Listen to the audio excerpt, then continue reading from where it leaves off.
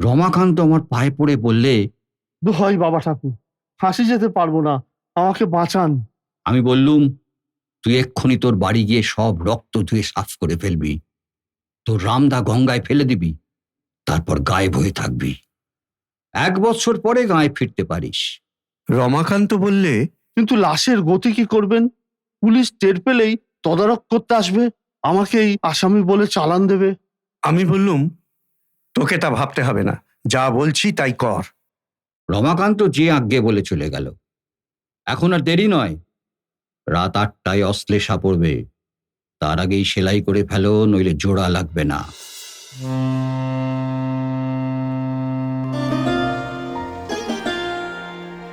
মনের বন্দরে দাঁড়িয়ে নোয়ার গল্প জাহাজ এখন শুধু গল্পের সাগরে পাড়ি দেওয়ার অপেক্ষা। এই ছাড়লো গল্প জাহাজ, উঠে পড়ুন শিগগিরই। রকমারি গল্পের 7 সমুদ্র পেরিয়ে চলুন আমরা যাই অনন্য এক আনন্দ সাগরে।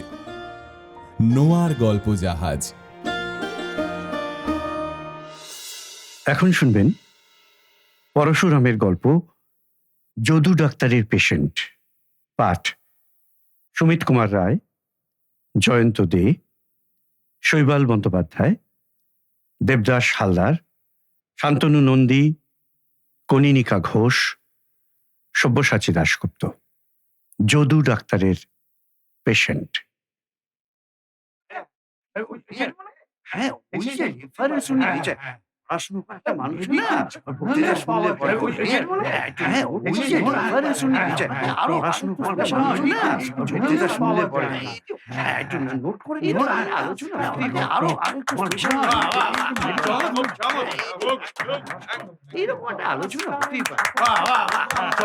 ক্যালকাটা ফিজিসার্জিক ক্লাবের সাপ্তাহিক সান্ধ্য বৈঠক বসেছে। আজ বক্তৃতা দিলেন doctor Harish Chakladar, MD, LRCP, MRCS. মৃত্যুর লক্ষণ সম্পর্কে তিনি অনেকক্ষণ ধরে অনেক কথা বললেন। 4-5 ঘন্টা শ্বাসরোধের পরেও আবার নিঃশ্বাস পড়ে, ফাঁসির পরেও কিছুক্ষণ হৃদস্পন্দন চলতে থাকে, 2 হাত 2 পা কাটা গেলেও এবং দেহের অর্ধেক রক্ত বেরিয়ে গেলেও মানুষ বাঁচতে পারে, ইত্যাদি ইত্যাদি ইত্যাদি। অতএব রাইগার মার্টিস না হওয়া পর্যন্ত, অর্থাৎ দ্বিজেন্দ্রলালের ভাষায় কুঁকুড়ে আড়ষ্ট হয়ে না গেলে একেবারে নিঃসন্দেহ হওয়া যায় না। বক্তৃতা শেষ হলে যথারীতি ধন্যবাদ দেয়া হলো। কেউ কেউ নানা রকম মন্তব্যও করলেন। বক্তা সহপাঠী ক্যাপ্টেন বেনি দত্ত বললেন, ওহে হরিশ, তুমি বড্ড হাতে রেখে কথা বলেছ। আসল কথা হচ্ছে, ধর থেকে মুন্ডু আলাদা না হলে নিশ্চিন্ত হওয়া যায় না। শিবপুরের দশরথ কুণ্ডুর কথা শুনুনি বুঝি? পুরো হাড় কঞ্জুস, অগাধ টাকা, মরবার নামটি নেই। ছেলে রামচাঁদ হতাশ হয়ে পড়ল। অবশেষে একদিন বুড়ো মুখ থুবড়ে পড়ে গেল, নিঃশ্বাস বন্ধ হলো, নাড়ি থামলো, শরীর হিম হয়ে ছিটকে গেল। ডাক্তার বললে, আর ভাবনা নেই রামচাঁদ, তোমার বাবা নিতান্তই মরেছেন। রামচাঁদ ঘটা করে বাপকে ঘাটে নিয়ে গেল, বিস্তর চন্দন কাঠ দিয়ে চিতা সাজালে, তারপর যেমন খড়ের নুড়ো জেলে মুখাগ্নি করতে যাবে অমনি বুড়ো উঠে বসলো। এসব কি হ্যাঁ বলেই ছেলের গালে 1 চড়। সবাই ভয়ে পালালো।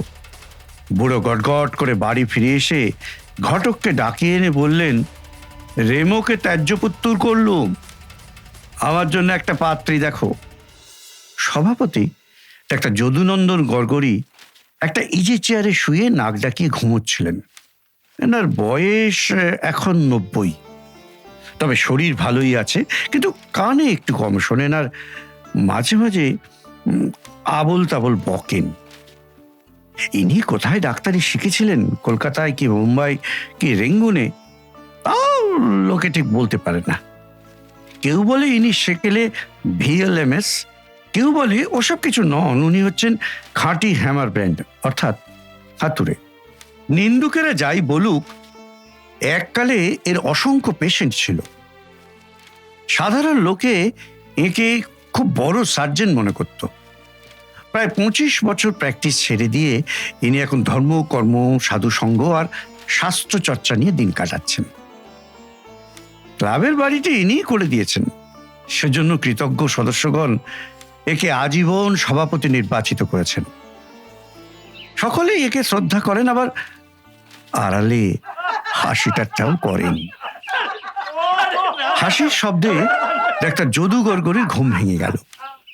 মিটমিট করে তাকিয়ে প্রশ্ন করলেন, ব্যাপারটা কি? আগে বেনি বলছে ধর থেকে মুন্ডু আলাদা না হলে মৃত্যু সম্বন্ধে নিশ্চিত হওয়া যায় না। যদু ডাক্তার বললেন, এই বেনিটা চিরকেলে মুখ্য। বিলেত থেকে ফিরে এসে মনে করেছ সব জানতা হয়ে গেছে। আরে বাবা, জীবন মৃত্যুর তুমি কতটুকু জানো হে ছোকরা? ক্যাপ্টেন বেনি দত্ত ছোকরা নন, বয়স 40 পেরিয়েছে। হাত জোর করে বললেন, কিছুই জানি না স্যার, আমি তামাশা করে বলেছিলুম। তামাশা? মরণ বাচন নিয়ে তামাশা? যত সব। যদু ডাক্তার চিরকালই দুর্মুখ। তার অত পসার হওয়ার এটাও একটা কারণ। লোকে মনে করত রোগী আর তার আত্মীয়দের যে ডাক্তার বেপরোয়া ধমক দেয় সে সাক্ষাৎ ধন্বন্তরী। বয়স বৃদ্ধির ফলে তার মেজাজ আরো খিটখিটে হয়েছে, কিন্তু তার কটুবাক্যে কেউ রাগ করে না। তাকে শান্ত করবার জন্য ডাক্তার অশ্বিনী কুমার সেন, MBBS, কবিরত্ন, বৈদ্যশাস্ত্রী বললেন, স্যার, আজকের সাবজেক্ট সম্বন্ধে আপনি কিছু বলুন। যদু ডাক্তার বললেন, আমার কথা কি তোমরা বিশ্বাস করবে? আমার তো এখন ডোটেজ, মানে যাকে বলে ভীমরতি। অশ্বিনী সেন বললেন, সে তো মহাভাগ্যের কথা। 77 বৎসরের 7ম মাসের 7ম রাত্রির নাম ভীমরতি। আপনি তা বহুকাল পার হয়েছেন। আমাদের শাস্ত্রে বলে, এই দুস্তরা রাত্রি অতিক্রম করে যিনি বেঁচে থাকেন তার প্রতিদিনই যজ্ঞ, তার চলাফেরা বিষ্ণু প্রদক্ষিণের সমান, তার বাক্যই মন্ত্র, নিদ্রায় ধ্যান, যে অন্ন খান তাই সুধা। আপনার কথা বিশ্বাস করবো না, সে কি একটা কথা হলো? কিন্তু ওই বেনি ক্যাপ্টেন, হ্যাঁ, ও বিশ্বাস করবে? বেনি দত্ত এবার হাত জোর করে বললেন, নিশ্চয়ই করব স্যার, যা বলবেন তা বেদ বাক্য বলে মেনে নেব। যদু ডাক্তার প্রসন্ন হয়ে বললেন, নেহাত যদি শুনতে চাও তো শোনো, কিন্তু তোমরা হয়তো ভয় পাবে। বেনি দত্ত বললেন, যদি ভূতুরে কাণ্ড না হয় তবে ভয় পাবো কেন স্যার? না না, ভুতুরে নয়, ভুতুরে নয়, কিন্তু যে কেস হিস্ট্রি বলছি তা অতি ভীষণ। অথচ এতে শুধু সার্জারির ক্লাইম্যাক্স নয়, প্রেমের পরকাষ্ঠাও পাবে। কেমন? বাহ, বিভীষিকা, সার্জারি আর প্রেম, এর চাইতে ভালো কম্বিনেশন হতেই পারে না। আপনি আরম্ভ করুন স্যার, আমরা শোনবার জন্য ছটপট করছি। ডাক্তার যদুনন্দন গড়গড়ি বলতে লাগলেন, 35 বছর আগেকার কথা। তখন তোমাদের ওই সালফা পেনিসিলিন আর স্ট্রেপ্টোক্লোরা টোরা কি বলে ওইসব, এসবের রেওয়াজ হয়নি। কারো বাড়িতে অপারেশন হলে আয়োডোফর্মের কোষ বায়ে পাড়া শুদ্ধ মাত হয়ে যেত। লোকে বুঝতো, হ্যাঁ, চিকিৎসা হচ্ছে বটে। আমি তখন কালীঘাটে থাকতাম, বুঝলে। আমার বাড়ির কাছে এক তান্ত্রিক সিদ্ধ পুরুষ থাকতেন, নাম বিঘোরানন্দ। তিনি কামরূপ, কামাখ্যায় আর তিব্বতে বহু বৎসর সাধনা করেছিলেন। ভক্তরা তাকে বিঘোর বাবা বা শুধু বাবা ঠাকুর বলতো। বয়স এই ধরো 60-65, লম্বা চওড়া চেহারা, ঘোর কালো রং, এক মুখ দাড়ি গোপ দেখলেই ভক্তিতে মাথা নিচু হয়ে আসে। আমি একবার তার কার্বঙ্কল অপারেশন করেছিলাম, বুঝলে। তো একটু চাঙ্গা হবার পর এক গোছা নোট আমার হাতে দেবার চেষ্টা করলেন। হাত টেনে নিয়ে আমি বললুম, করেন কি, করেন কি? আরে আপনার কাছে কি আমি ফি নিতে পারি? ইগর বাবা একটু হেসে বললেন, তুমি না নিলেও ও টাকা তোমার হয়ে গেছে। কথাটার মানে তখন বুঝতে পারিনি, বুঝলে। তাকে নমস্কার করে বিদায় নিলুম। বাড়ি ফিরে এসে পকেটে হাত দিয়ে দেখি একটা ভোজ্যপত্রের মোড়কে 10টা গিনি রয়েছে। বুঝলুম বিগর বাবার দান তার অলৌকিক শক্তিতে আমার পকেটে চলে এসেছে। তারপর থেকে মাঝে মাঝে তার কাছে যেতুম নানা রকম আশ্চর্য তত্ত্ব কথা শুনতে। বছরখানেক পরে তিনি কালীঘাট থেকে চলে গেলেন। তার একজন বড়লোক ভক্ত ত্রিবেণীর কাছে গঙ্গার ধারে একটা আশ্রম বানিয়ে দিয়েছিলেন, সেখানেই গিয়ে রইলেন। একাই থাকতেন, তবে ভক্তরা মাঝে মাঝে তাকে দেখে যেত। তারপর কয়েক বছর তার সঙ্গে আমার দেখা হয়নি, খবরও কিছু পাইনি। একদিন বেলা 12টায় বাড়ি ফিরে এসেছি। একটা হার্নিয়া, 2টো অ্যাপেন্ডিক্স, 3টে টিউমার, 4টে টনসিল আর গোটা 5 হাইড্রোসিল অপারেশন করে অত্যন্ত ক্লান্ত বোধ করছি।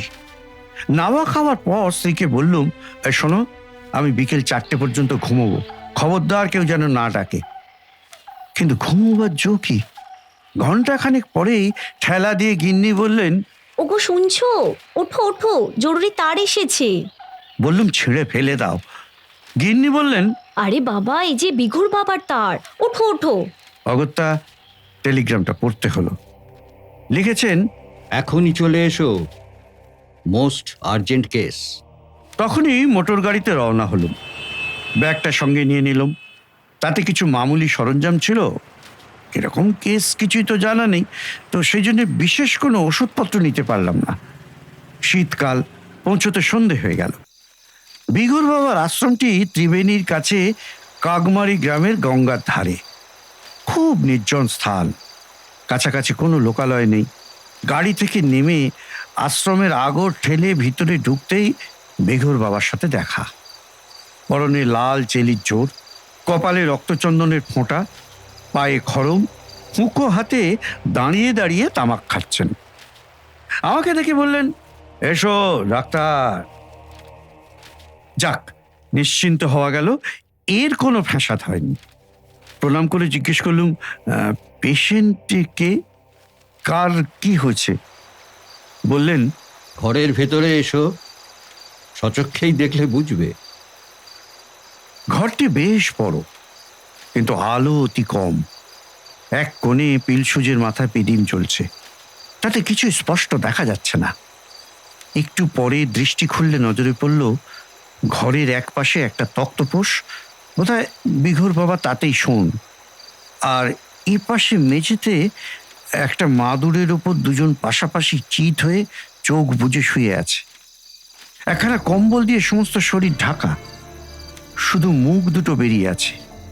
একজন পুরুষ, জোয়ান বয়স, বোধহয় বয়স হবে 25-26, মুখে দাঁড়ি গোঁফ, মাথায় ঝাঁকড়া চুল। আর একজন মেয়ে, বয়স আন্দাজ 20, কালো কিন্তু সুশ্রী, ঝুঁটি বাঁধা খোঁপা, ছিটিতে সিঁদুর। জিজ্ঞেস করলুম, স্বামী স্ত্রী? বিঘুর বাবা উত্তর দিলেন, হুম, প্রেমিক প্রেমিকা। কি হয়েছে? নিজেই দেখো না। স্টেথোস্কোপটি গলায় ঝুলিয়ে হেট হয়ে কম্বলখানা আস্তে আস্তে সরিয়ে ফেললুম। ওরে বাবা রে! তারপরে এক লাফে পিছনে ছিটকে এলো। কম্বলের নিচে কিচ্ছু নেই, শুধু দুটো মুন্ডু পাশাপাশি পড়ে আছে। ভয় হলো, রাগও হলো। বিঘুর বাবাকে বললুম, আমাকে এরকম বিভীষিকা দেখাবার মানে কি বাবা? কি এসব? এ তো ক্রিমিনাল কেস, যা করতে হয় পুলিশ করবে, আমার কিছু করার নেই। কিন্তু আপনি যে মহাবিপদে পড়বেন বাবা।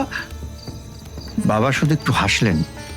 তারপর দেখলুম পুরুষ মুন্ডুটা পিটপিট করে তাকিয়ে চি চি করে বলছে, মরেনি ডাক্তার বাবু, মরেনি। মেয়ে মুন্ডুটাও দাঁয়ে বায়ে একটু যেন নড়ে উঠল। না, মরিনি, মরিনি ডাক্তার বাবু। আটকে উঠে পড়ে যাচ্ছিলাম। বিঘুর বাবা আমাকে ধরে ফেললেন।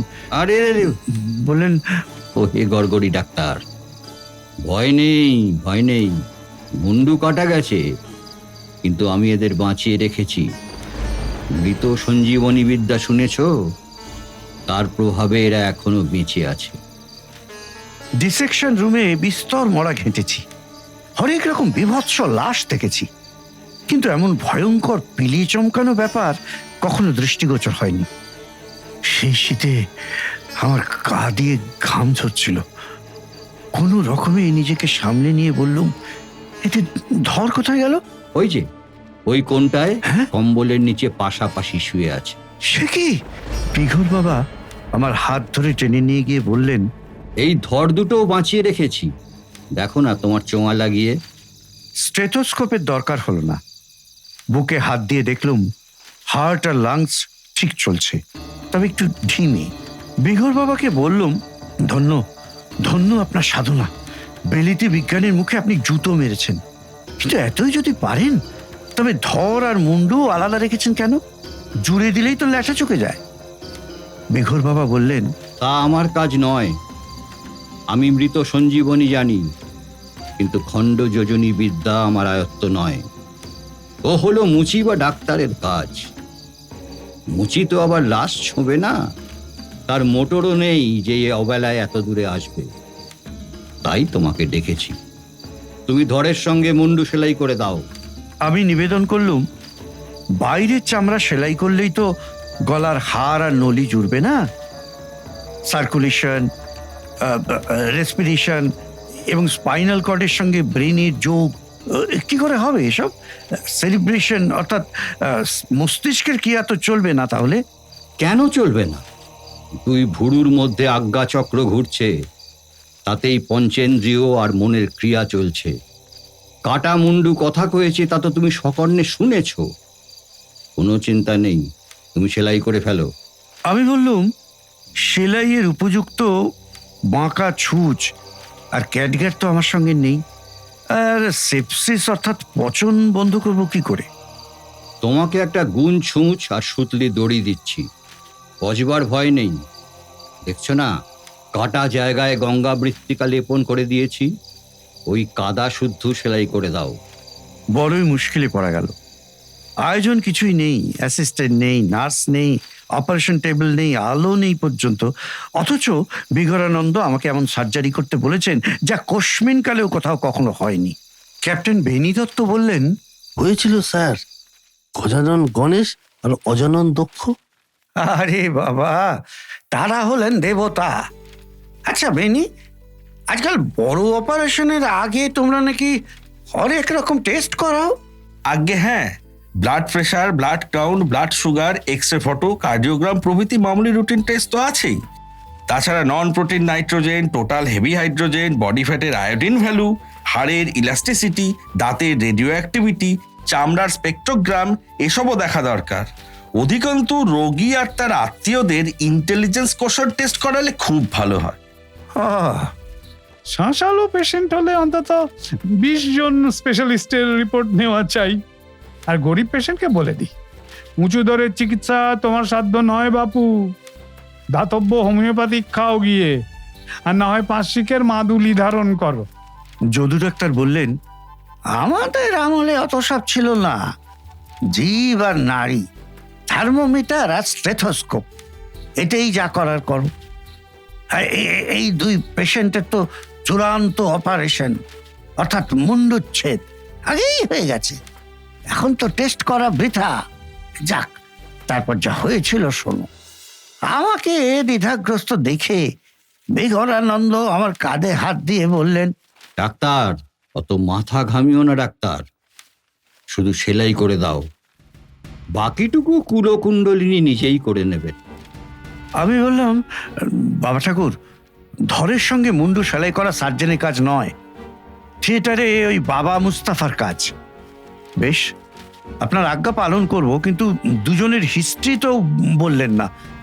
এদের এমন দশা হলো কি করে? বিঘরানন্দ এই ইতিহাস বললেন। মেয়েটার নাম পঞ্চি, ওর বাপ হরিকামার বাঁশ বেড়েতে থাকে। পঞ্চির বিয়ে হয়েছে এই কাগমারি গ্রামের রমাকান্ত কামারের সঙ্গে। রমাকান্ত লোকটা অতি দুর্দান্ত, যেমন যমদূতের মতন তেমন বদরাগী আর মাতাল।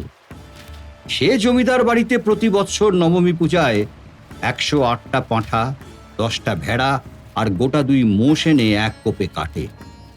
পঞ্চি তাকে বিয়ে করতে চায়নি, কিন্তু বাপ টাকার লোভে জোর করে বিয়ে দিয়েছে। রমাকান্ত বজ্জাত হলেও আমাকে খুব ভক্তি করে, আমার অনেক ফরমাসও খাটে। সে পঞ্চির উপর অকথ্য অত্যাচার করত, আমি ধমক দিয়েও কিচ্ছু করতে পারিনি। এরকম ক্ষেত্রে যেমন হয়ে থাকে তাই হলো। ওই যে পুরুষটার মুন্ডু দেখছো, ওর নাম জটিরাম বৈরাগী, তোর দেশের লোক নয় রে পঞ্চি? পঞ্চির মাথা ওপর নিচে একটু নড়ে সায় দিল। ওই জটি ছোকরা কীর্তন গায় ভালো, তার জন্য নানা জায়গা থেকে ওর ডাক আসত। জটিরাম মাঝে মাঝে এই গাঁয়ে এলে পঞ্চির সঙ্গে দেখা করত। শেষটায় দুজনের প্রেম হলো। পঞ্চির ভুরু ঠোঁট একটু যেন কুঁচকে উঠল।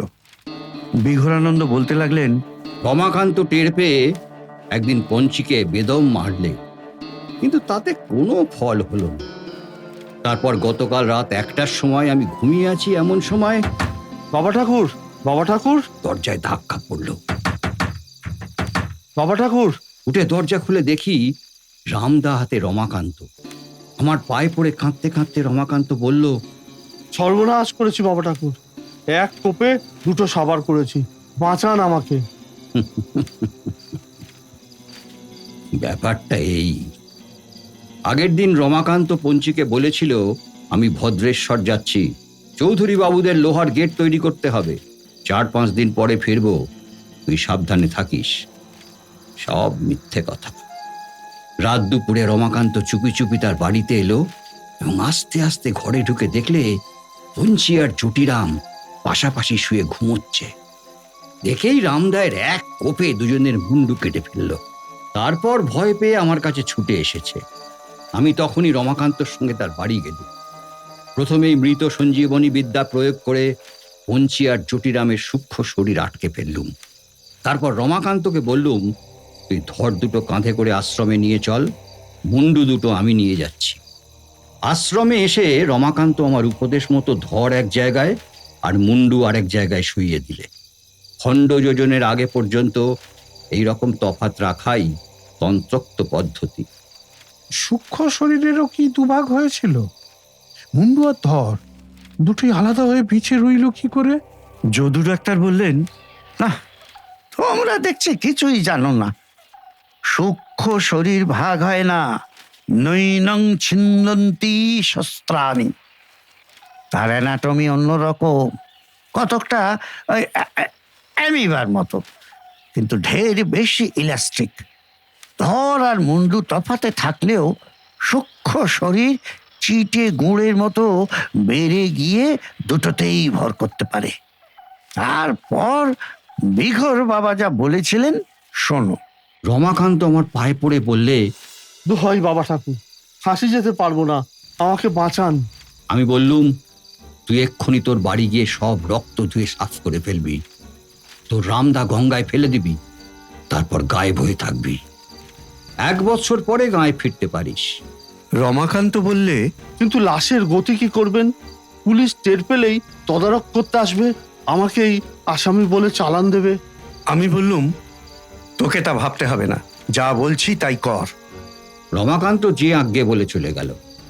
আর আমার সেই টেলিগ্রাম পেয়ে তুমি এসেছো। এখন আর দেরি নয়, রাত 8টায় অশ্লেষা পড়বে, তার আগেই সেলাই করে ফেলো, নইলে জোড়া লাগবে না।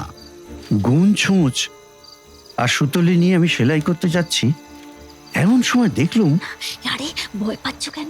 মুন্ডু দুটো ফিস ফিস করে নিজেদের মধ্যে কথা বলছে। আমাদের দুজনের গলাটাই গেল। ক্রমশ পঞ্চির কণ্ঠস্বর চড়া হয়ে উঠল। বিঘর বাবা ধমক দিয়ে বললেন, এই পঞ্চি, চেঁচাসনি? আরে গেল যা, এখনো ঘাড়ের ওপর মুন্ডু বসেনি, এর মধ্যেই গলাবাজি শুরু করেছে। ও বাবা ঠাকুর, একবারটি শোনেন তো। বিঘর বাবা উবু হয়ে অনেকক্ষণ ধরে কান পেতে পঞ্চি আর জটিরামের কথা শুনলেন। তারপর আমাকে বললেন, ওহে ডাক্তার, এরা বলছে যে জটির ধরে পঞ্চির মুন্ডু আর পঞ্চির ধরে জটির মুন্ডু লাগাতে হবে। আমিও ভেবে দেখলুম এই ব্যবস্থাই ভালো। স্তম্ভিত হয়ে আমি বললুম, এই কিরকম কথা বাবা ঠাকুর? মুন্ডু বদল হতেই পারে না, ভিয়েনা কনভেনশনে তার কোনো স্যাংশন নেই। এরকম অপারেশন মোটে এথিক্যাল নয়, আমাদের প্রফেশনাল কোডের একদম বাইরে এইসব।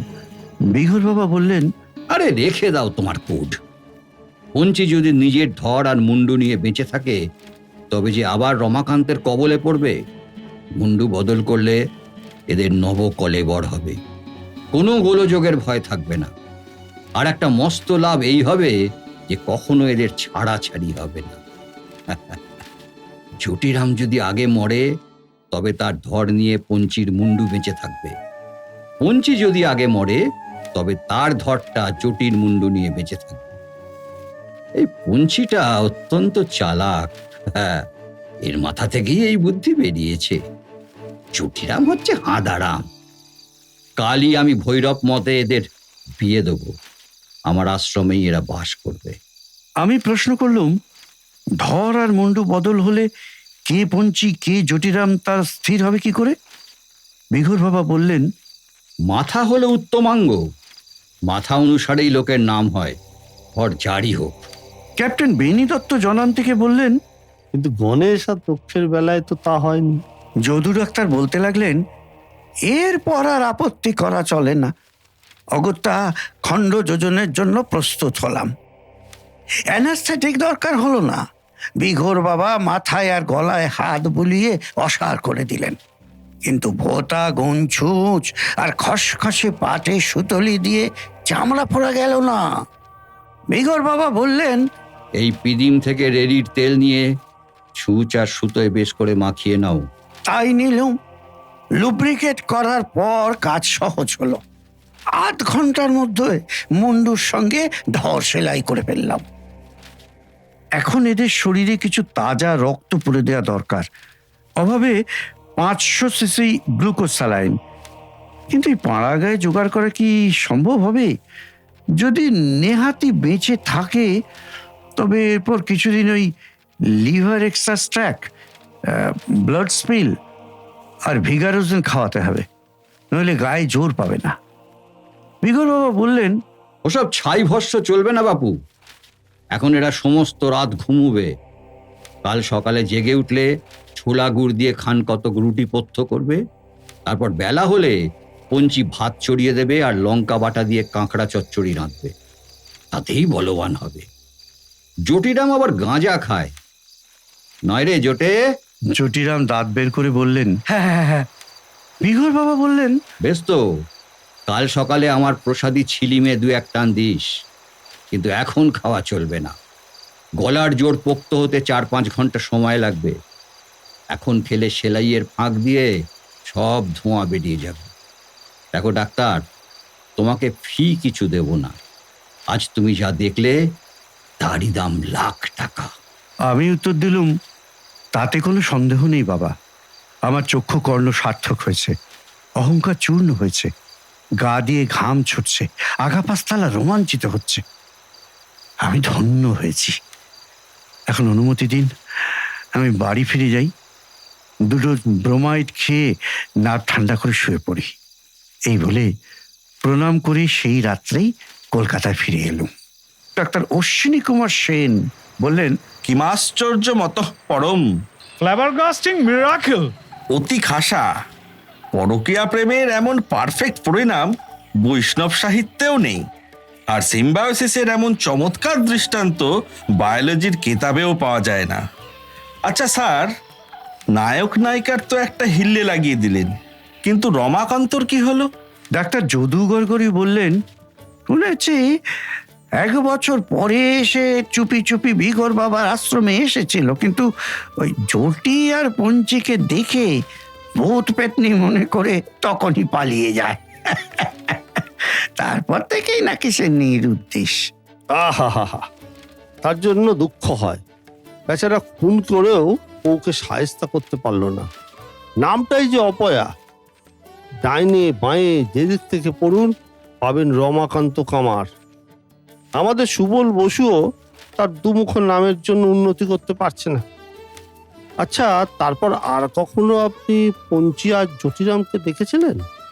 হ্যাঁ, দেখেছিলুম বই কি।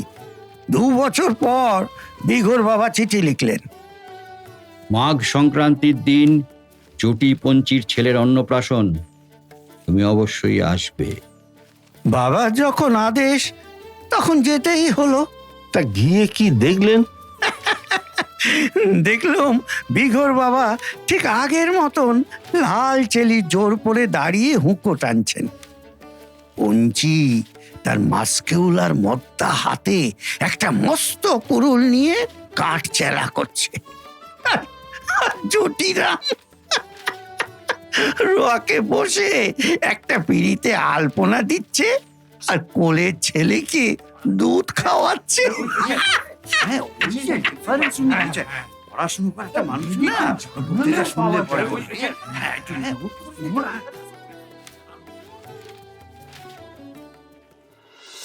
এইরকম আরো গল্প শুনতে সাবস্ক্রাইব করুন নোয়া গল্প জাহাজ, প্রেস করুন বেল আইকন।